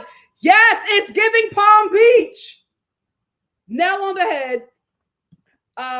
Miss T said, Adriana is smart. Why downplay her? I don't know. I love Adriana. She's her and Gertie, two top housewives on this show for me. Empress said, I swear they adopted those kids to be protectors for them as they approach old age. Oh, probably. And also, they're nice accessories. Paula Girl said, well, Stephanie got wealth with marrying an older person. Her idea of chic is that 1950 fashion, because that's the... Oh, you know what? You're right. Oh my God, you're right. She's dressing like the people who are in the spaces she's in. Oh my God, you're right. Hannah says, it reminds me of this fitness instructor, Jillian Michaels, excusing slavery and having adopted Black girls. Yes, because she adopted those children at a time where, remember, gay people were not allowed to adopt for a very long time. And then when they were allowed to adopt, they were given Black children. It was a big thing in the Black community, child. Oh, especially with them Black Christians. Oof. Touch and go there for a minute, but we got past it. Thank you, Jesus. So I don't think she has Black daughters because she wants them. I think she has Black daughters because that's what she could get. And I'm extremely concerned for those kids. The Internet 8 said that's why the daughters likely aren't talking to them, because they never discussed the adoption with them. That's a huge investment on those girls. She absolutely should have told them. Miss Brown Sugar said, I think I heard, and y'all correct me if I'm wrong, Julia's daughters both have very rich fathers. They probably weren't counting on their mama for their inheritance like that. That could be true. But they also weren't counting on their mom for responsibility. Her and Martina are up there. Anything can happen. Love Like You Are said, those Lifetime and Showtime's movies stick with me. Why were we watching this stuff? I get on Gen Alpha parents and Gen Z parents, like, you just let your kids watch the internet and threw a laptop in their face. But you know what? 90s parents, they let us watch the stuff they watch. I should have never been watching Def Comedy Jam. I should have never known some of the jokes that I know. So, everybody has their flaws. Down. Down. Paula Girl said, Nikki Lambada, Richie Valens, Los Wobbles Band. The song chorus goes, oh, yo soy no moreno, soy capital, not a sailor, I'm the captain. Okay, thank you. I didn't know that. All I know is ba-da-da-da-da-bumba. Da-da-da-da-da-bumba. That's all I know. I just had a flashback to this is the thing that was so great about growing up back in the day. There was not a lot of media to consume. So everybody consumed the same media. So everybody watched Lambada at the same time. So when I get back to school, everybody's saying that, to the point where I will never forget my teacher, Miss Barr. She cussed my classmate Aaron out because he would not stop saying it. Throughout the la la la la bumba, he just kept on saying it, and she was like, "No," because everybody watched that movie.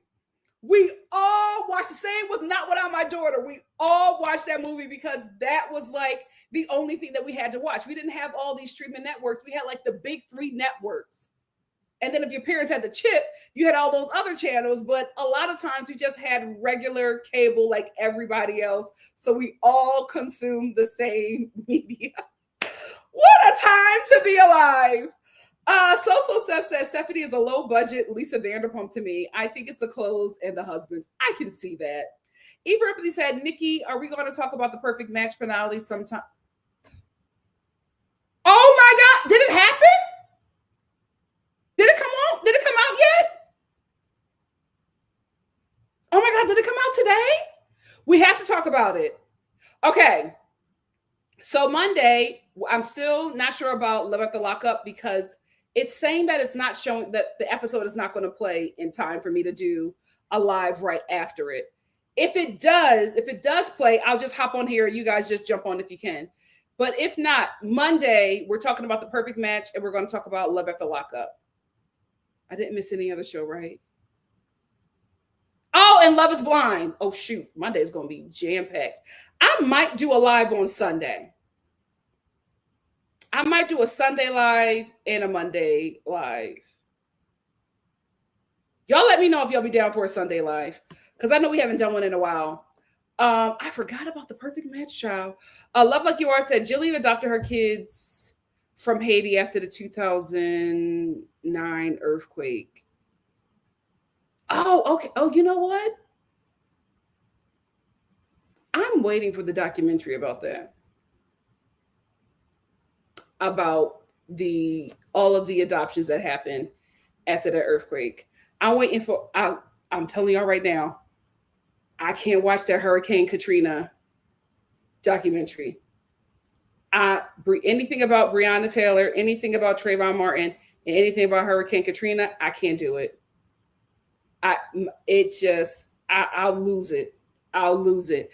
But I was about to say, I'm waiting for the there has to be, at some point, there has to be a documentary about all of the children that were adopted after the 2009 Haiti earthquake, and all of the children that were adopted after Hurricane Katrina, and the missing children from Trump's first election. All those missing migrant children. Oof. Yikes. The internet said during the 90s and 2000s, I was watching all sorts of stuff during the summertime. Just being a latchkey kid, we watched everything. We were literally watching the Jerry Springer show. I think that's another reason why millennials are so open-minded. We were watching stuff like I didn't know that my girlfriend was a man. Like it was so much stuff that we were watching as children. I should have never been watching the Jenny Jones show. I should have never been heartbroken when the Jenny Jones show was canceled because there was a guy that came on there was a gay man that came on the show that had a crush on his straight neighbor, and his straight neighbor could not deal with the fact that a gay man was attracted to him, so he killed that man. And the Jenny Jones show was canceled after that, and Jenny Jones never recovered. I saw her on YouTube a couple of years ago baking bread, but I guess she disappeared again. Like, that's a memory for me. Why? Why is that a memory for me? Why do I remember watching Ricky Lake and seeing black women rip off each other's wigs over a man? My God, today. Why was I watching the Phil Donahue show where they had a Ku Klux Klan family on there and those kids were sprouting all kinds of hate into the audience? Let me know if y'all remember that episode. It was a Ku Klux Klan family member. Why am I saying KKK? The Klan was on the show. And it was a mom and dad, and it was two middle school kids, and it was one young kid, right? And they were on there just spewing all kinds of hate, and the audience was getting up there like saying stuff to them like, how could you hate? How could you hate? And they were all fighting and going back and forth. And I never forgot this. The baby, they had the baby and the whole pointed hat hood and the robe and the little Klan robe. And I will never forget this. The baby was sitting in the chair. He got off the chair, and there was this black woman that was sitting in the front row, and he took off running to her, and she put her arms out to pick him up. And he was so happy to be in her, to be in her presence and be in her arms. And as soon as she went to go pick him up, the father snatched him back. And everybody was just like, hate is learned. Do y'all remember that? The audience was screaming, the baby isn't racist. Hate is learned. A core memory for me as a child. Latchkey Kids, man. Oh, it's out today. Okay, we're going to talk about it on Monday. Thank you so much. Oh, you guys are down for Sunday as well. If you're down for Sunday, I think I might do Love is Blind on Sunday. Oh, I pay for all transracial adoptees. No shade. I used to go to church. This is back when I was real devout. I'm a delivered child. But I used to go to this multicultural church, and there was this one white couple from Texas. I will never forget them. They were like so dead set on adopting an Asian child, and they kept on getting rejected from like agencies. And I remember, oh Lord, I remember they gave their testimony, and one of the things they said, like, we'll take any Asian child. Like we did, they just really wanted an Asian child. And I remember when we were at a retreat and they were talking about it because it rubbed me the wrong way. But here I am, I'm Black, and I'm like, that's not my community. I need to mind my business. But I'm feeling something about the way they keep on talking about their future child. I'm just like, you're not even talking about your child, like your future child, like they're a human being. You're talking about like they're this object. And I will never forget the dad was saying, yeah, we wanted to get an Asian child because they're naturally smart. So we know that that child is going to be very smart and end up taking care of us and like being very wealthy and taking care of us. I lied to you not. I was on a retreat with these demons. I lied to you not. I went back to my room and I prayed heaven down. I said, Lord, don't put any Asian child in that family. Shut it down. Shut it down. I don't want them to ever be the parents of any child that is not what. No shade. Sorry for the white kids. I was praying for the people of color kids. You know what? Tonight I'll pray for the white kids as well.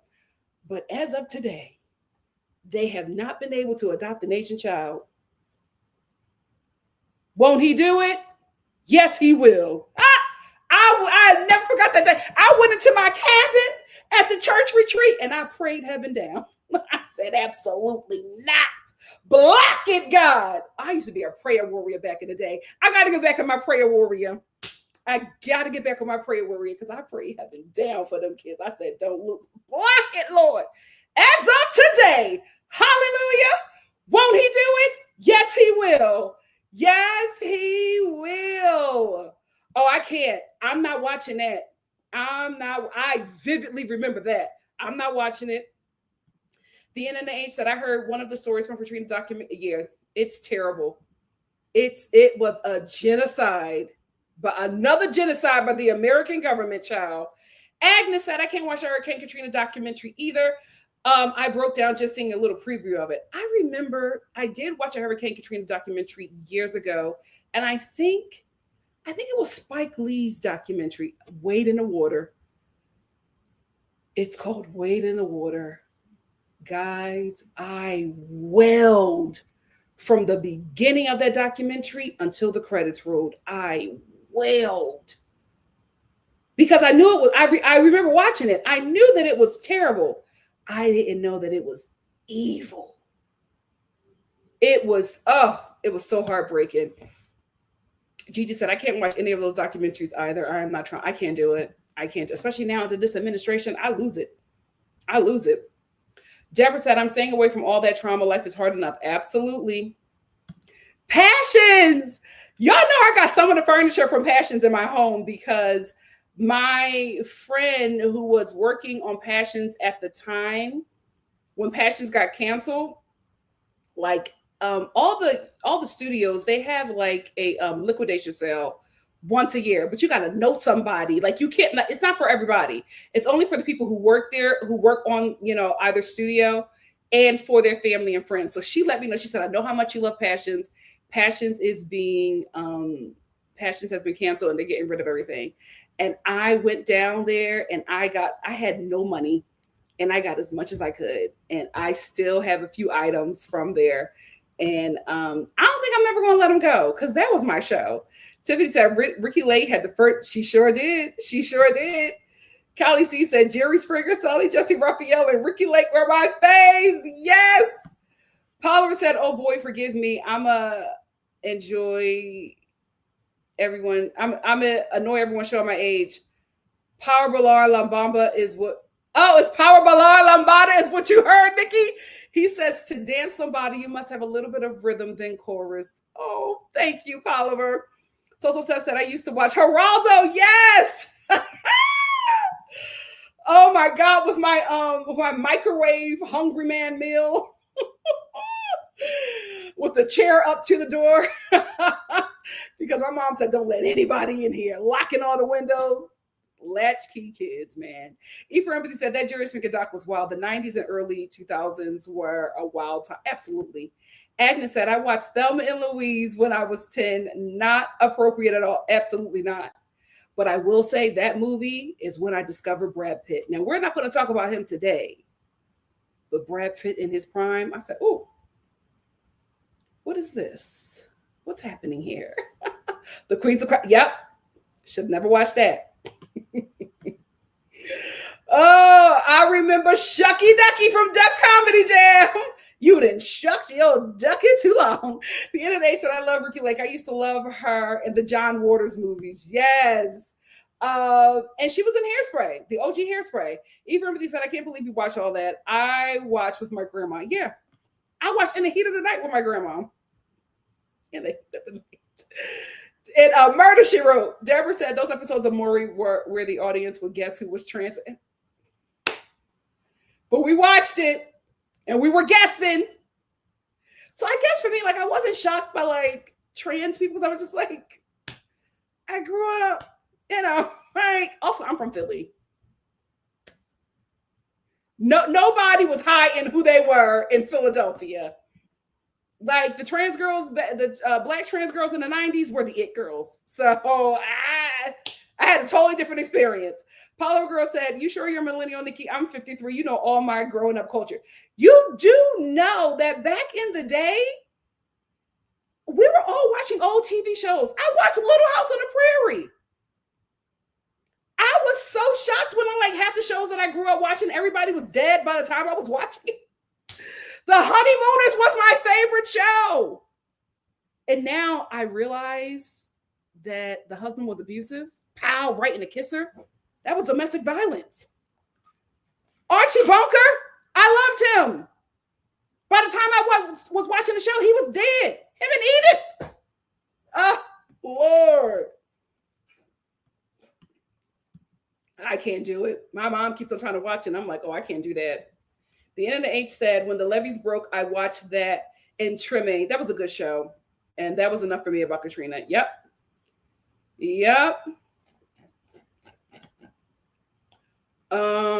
Opulent said, Jerry Springer show was wild. I remember going to college with one of the guys on the show. He was nice, though. And all his baby mamas live in the same house now. Oh, wow. Carmen said, I'm a little behind. Do you all remember when Lifetime would premiere those must-see? It was an event. It was an event, guys. And we all watched it. We made Sunday dinner and we all watched those movies.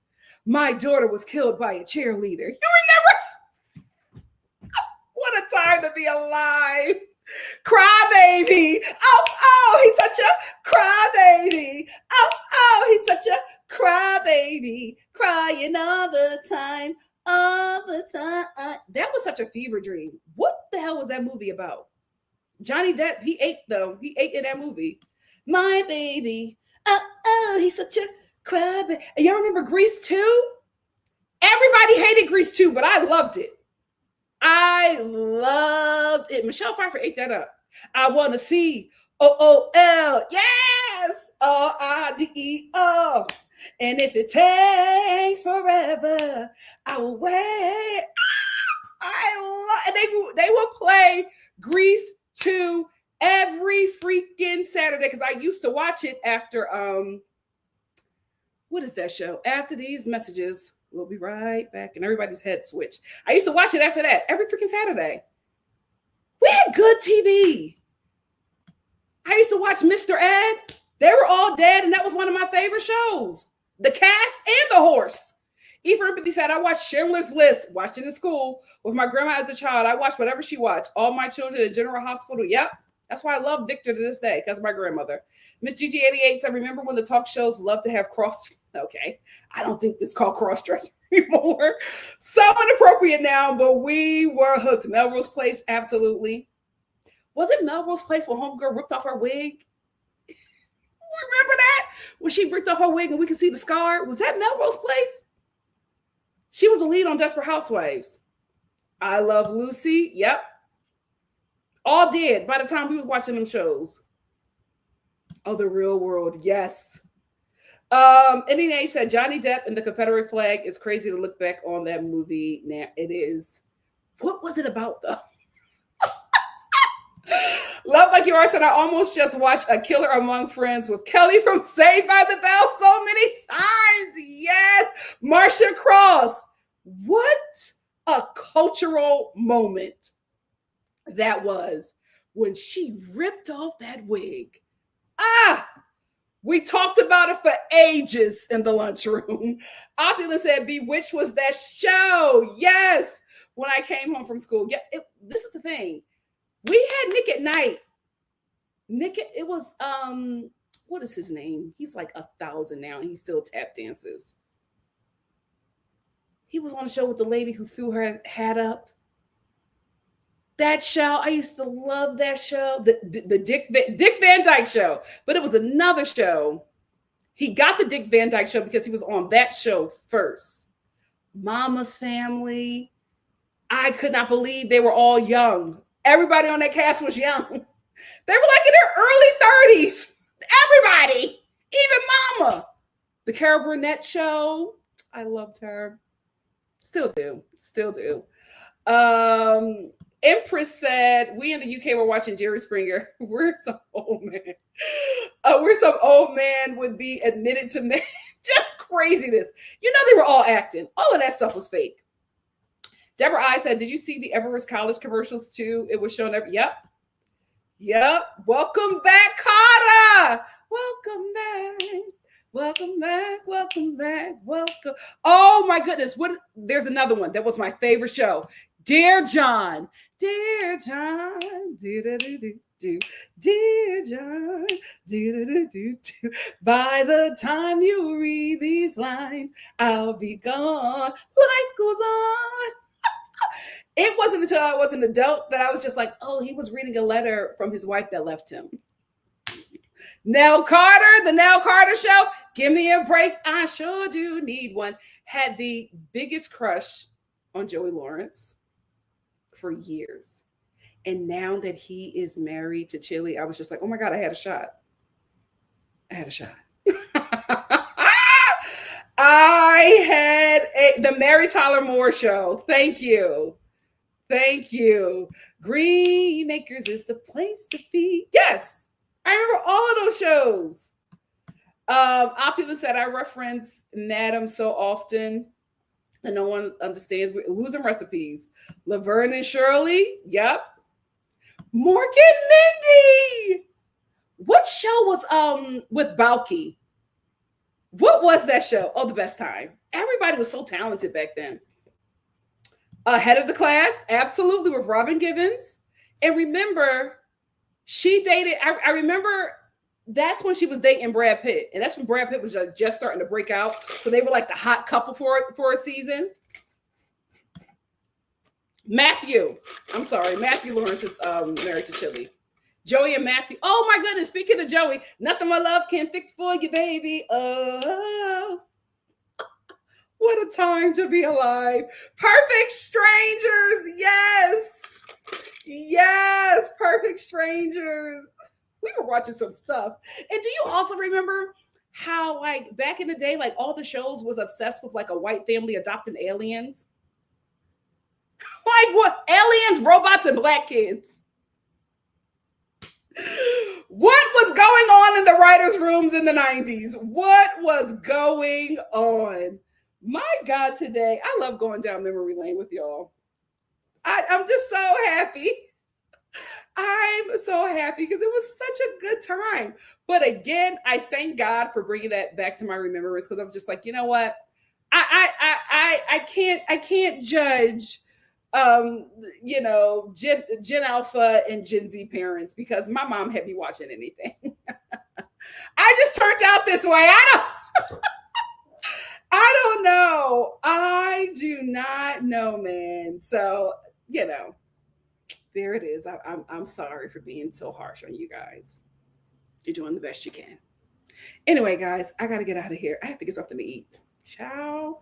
I'm getting too skinny for my own good. Anyway, I love y'all. Thank you so much for hanging with me this afternoon.